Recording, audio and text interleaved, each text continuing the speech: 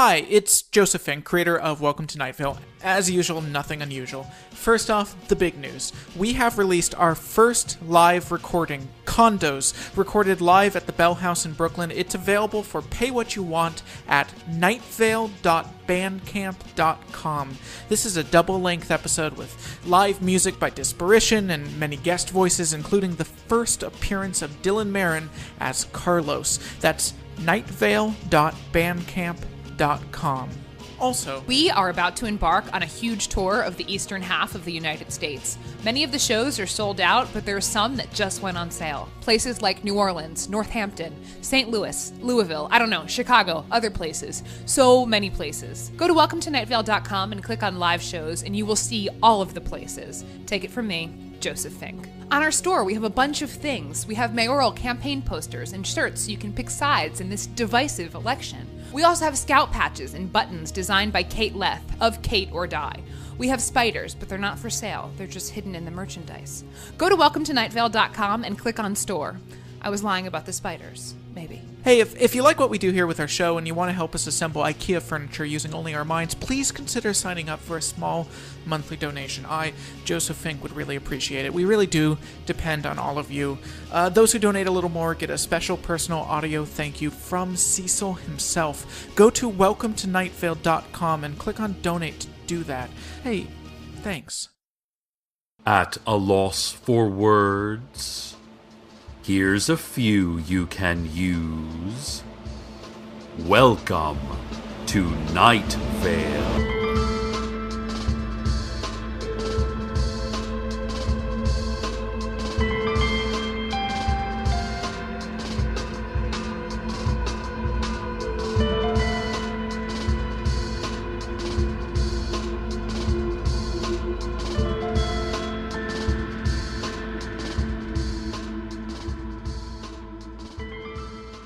Hello, listeners. We have some news that will affect your morning commute, so let's dive right into it. Walk signals across the whole of Night Vale are malfunctioning.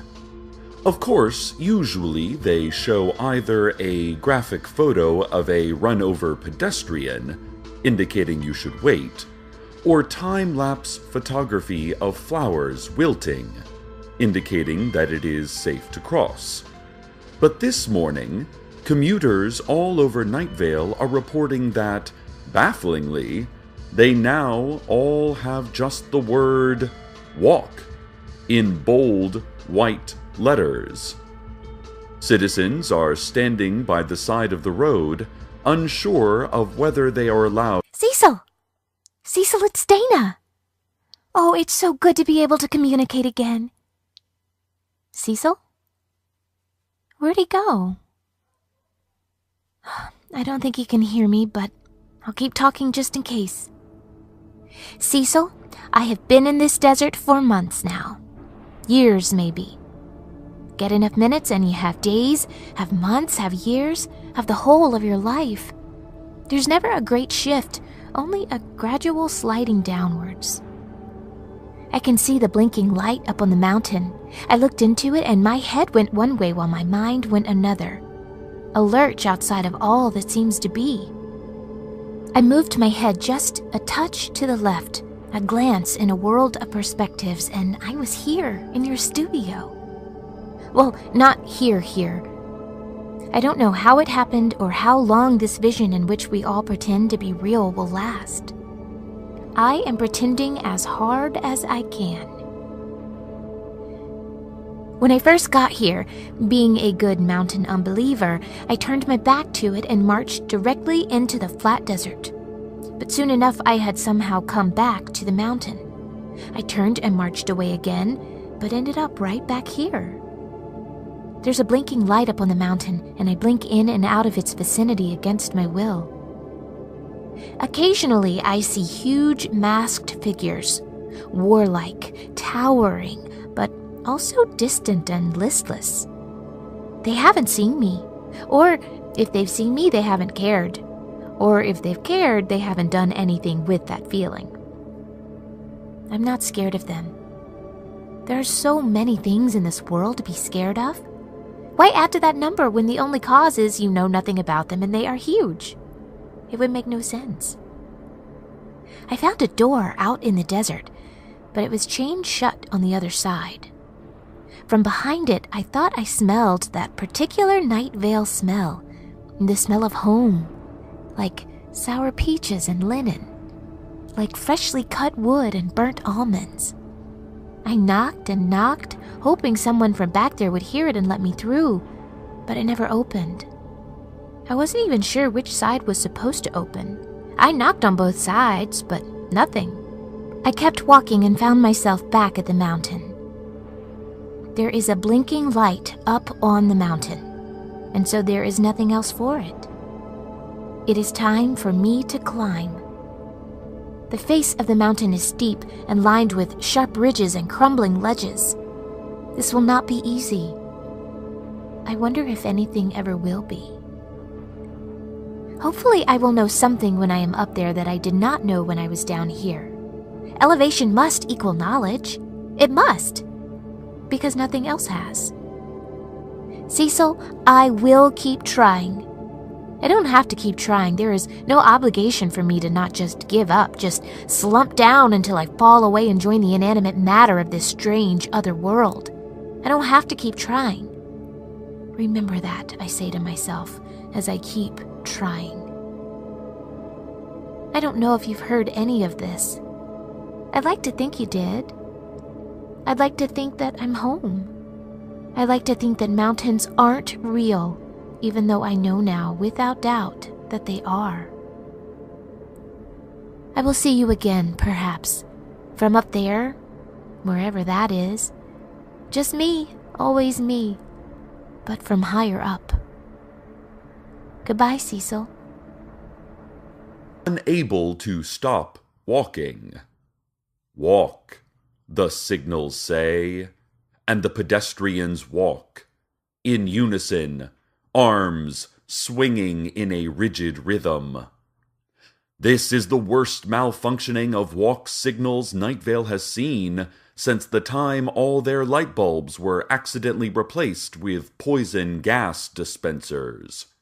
More on this story as it looms closer to us.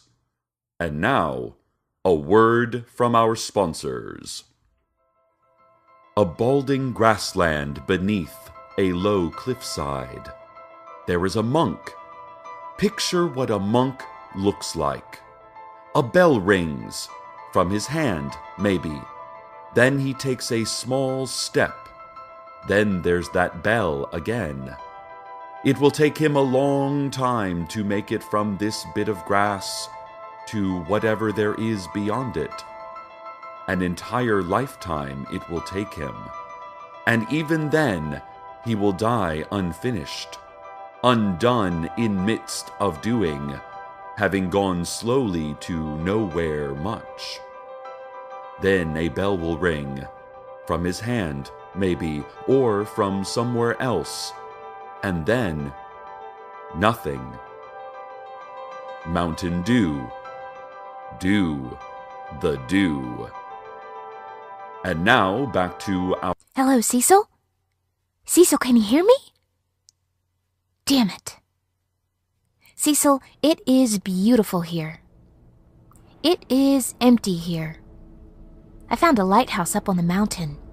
Tall, maybe 40 feet, built of brown stone and about 15 feet in diameter.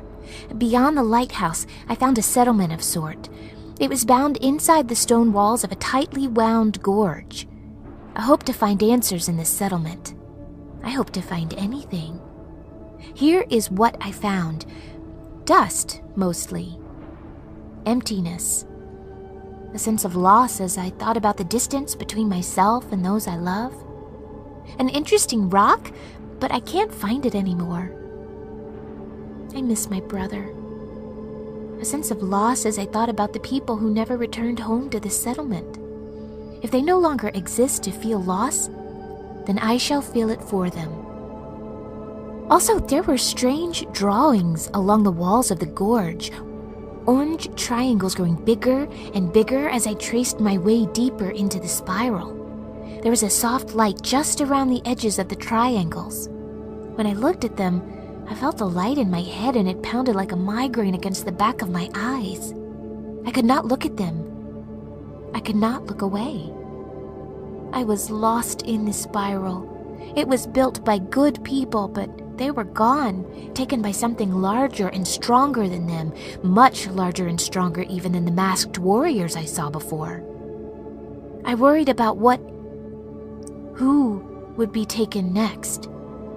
My eyes hurt, so through my subjectivity, the entire world hurt.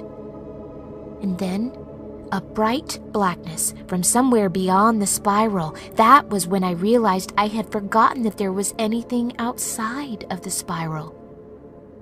It had become the entirety, the totality, all of that. But I followed the bright blackness, a near blinding beam of pure darkness, and it led me back out again. The orange triangles grew smaller and smaller until they were little dots, a freckled rock face. There is something coming, Cecil. I feel it in the air. It's like a hot wind blowing, but not hot, deathly cold. And not a wind, a vast creature. And not blowing, rushing at us out of the gaps in time and memory with which we hold together our lives. When I look to the horizon, I see light, like the light in the spiral. I feel it push against the back of my eyes. It is the unraveling of all things, the great glowing coils of the universe unwinding. I wish I could tell you more. Communication is difficult. It is impossible, some say, communicating the idea of its impossibility to others. I feel myself slipping. I'm getting fainter now. Or no. You are. Which I haven't done, by the way, in years. Or at least days. Or at least I'm not doing it right now. Thursday is a lost cause, but we will keep on fighting. We will get up, say, yes, today is a different day than before, believing this against all evidence, eating food like that matters, going to jobs that mean the same thing as they did before, but cast in a new light by our own optimism, which will slowly drain away until all that is left is the movements and thoughts we've had before, echoes of ourselves, underlined to emphasize the lack of emphasis.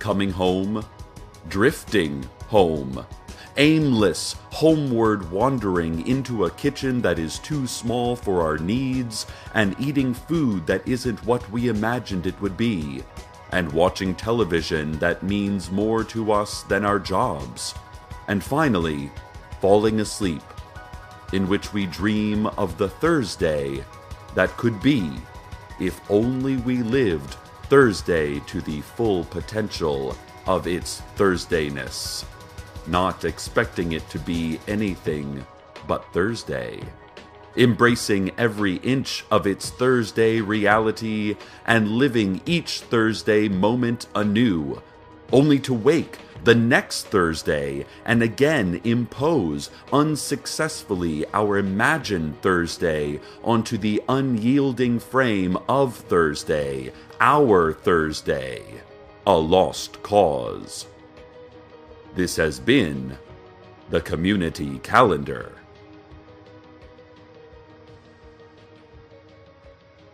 The crowd amassed by the walk signals is now marching down Route 800, apparently advancing on City Hall. When reached for comment, the City Council said that they were definitely at City Hall, ready to receive the concerns of their constituents, and not, say, hiding in a hastily dug hole in Mission Grove Park, keeping as still as possible and breathing through their dirt gills until this all blows over.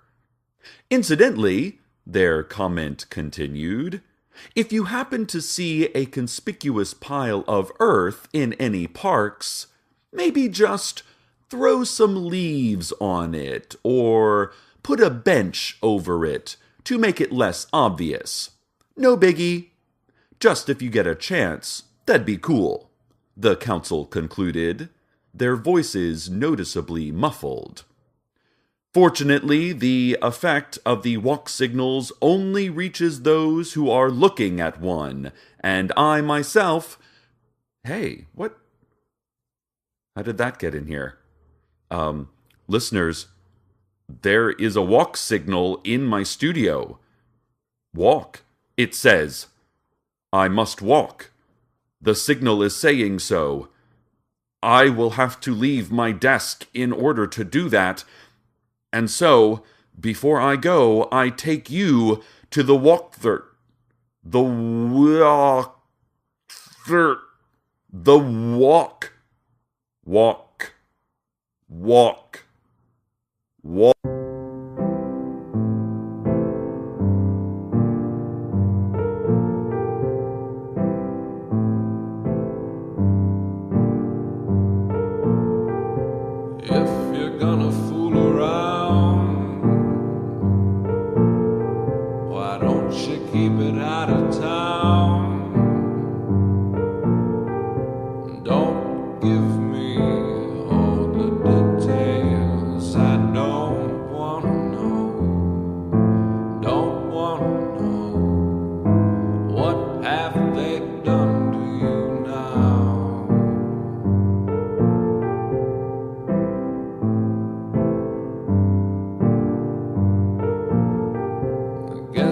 Better keep your pants on.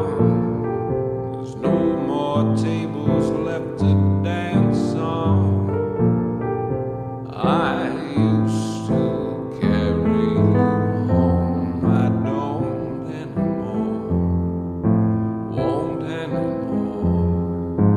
What have they done to you now?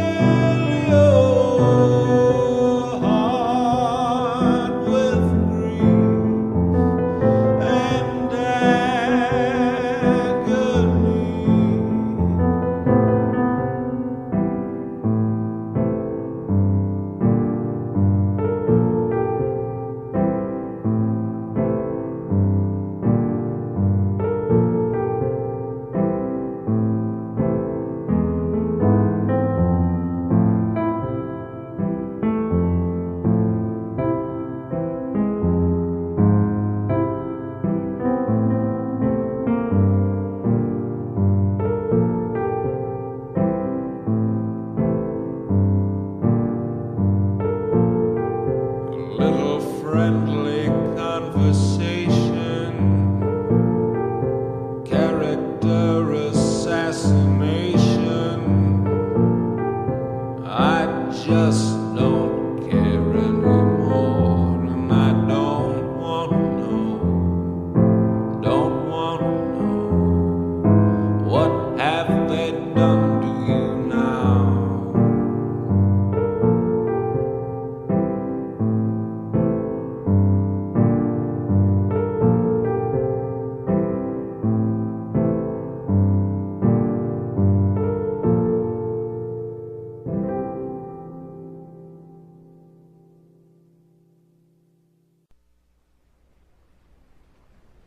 I can't seem to get hold of Cecil. I'm trying to tell him something important, but just as I showed up here again, he announced the weather. The weather is beautiful here. Cecil cannot hear me, and I do not remember what I wanted to say. I remember the table at my grandfather's house. It had carved legs in the shape of a myriad of animals, spiraling around each other, whole ecosystems within each leg. But it was also well used. We ate there, we talked there, we lived around it. in rows and columns delineated by chairs and space. I remember diagonals of sunlight in the late afternoon drawn across its flat expanse, transversed by my grandfather's hand as he swept it through whatever story he was telling to highlight the words with motion, to motion us closer to the words. I remember my mother as rapt as I was. I remember my brother as rapt as I was. I remember that I haven't seen my mother or my brother for months now. And in some ways, I miss that table more than I miss them. We are all of us only one life each, but that table is all of our lives added together, a delicate, tangled problem we never wished to solve. But life solves all our problems against our will. I remember I am Dana, or I am Dana's double. One of us killed the other with the stapler. Even I don't know which one. I have these memories, but memories prove nothing. Experiences also prove nothing. There are many proofs for nothing. It is the concept of which we are most certain. I'm sorry. I'm trying to remember something important and I am failing. My grandfather died a long time ago. A few months ago, I killed my double. These facts have no symmetry. They are disconnected. I must find a way back to you, listeners. I must protect Night Vale and Cecil and my mother and my brother and whoever I am. I must protect them from what is coming, the unraveling of all things. This winding gorge spirals around itself, an empty ecosystem within the mountain. Beyond it, the desert is a flat expanse with diagonals of sunlight transversed by my passing. I am sweeping through my own story, highlighting the words with motion, motioning us closer to the end. This is not what I wanted to tell you. Listeners, look past the things you think you see. Move your head just a touch to the left, a glance in a world of perspectives, and then you might see it, an entire universe in the corner of your eye. I have seen this lighthouse with its red beam rotating out into the desert distance. I have seen the dog park and its infinite, bland secrets. I have seen the settlement in the gorge, and I do not wish to see it again. I have seen Cecil, but I have not seen my mother. I have not seen my brother. Life solves the problems we hope it won't.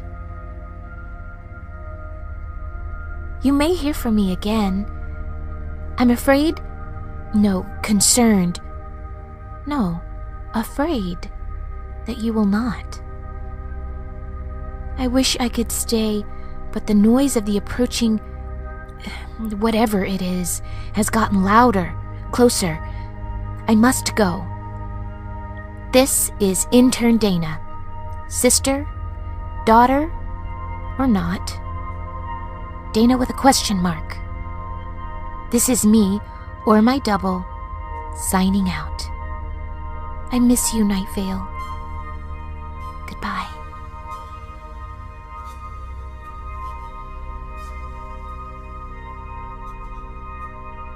And so we are all saved again. I'll be honest, Night Vale, that was the most worried I've been in some time.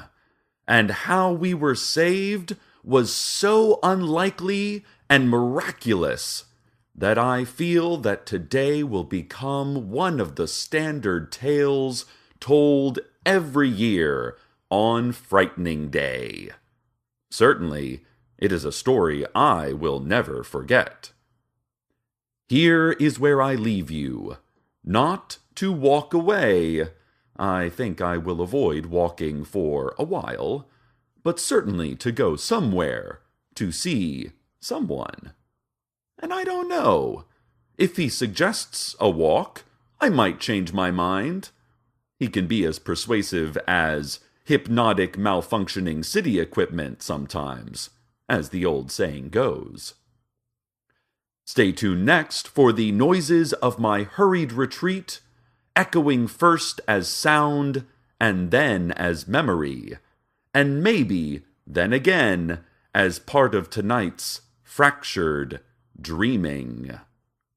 Good night, Night Vale. Good night. Welcome to Night Vale is a production of Commonplace Books. It is written by Joseph Fink and Jeffrey Craner, and produced by Joseph Fink. The voice of Night Vale is Cecil Baldwin. The voice of Dana was Jessica Nicole. Original music by Disparition. All of it can be found at disparition.info or at disparition.bandcamp.com. This episode's weather was What Have They Done to You Now by Daniel Knox. Find out more at danielknox.com. Comments, questions? Email us at nightvale@commonplacebooks.com or follow us on Twitter at Nightvale Radio. Check out commonplacebooks.com for more information on this show, as well as all sorts of cool Night Vale stuff you can own. And while you're there, consider clicking the donate link. That'd be cool of you. Today's proverb: please move your brain so we can get to the drugs, and stop leaving it there. We've talked about this.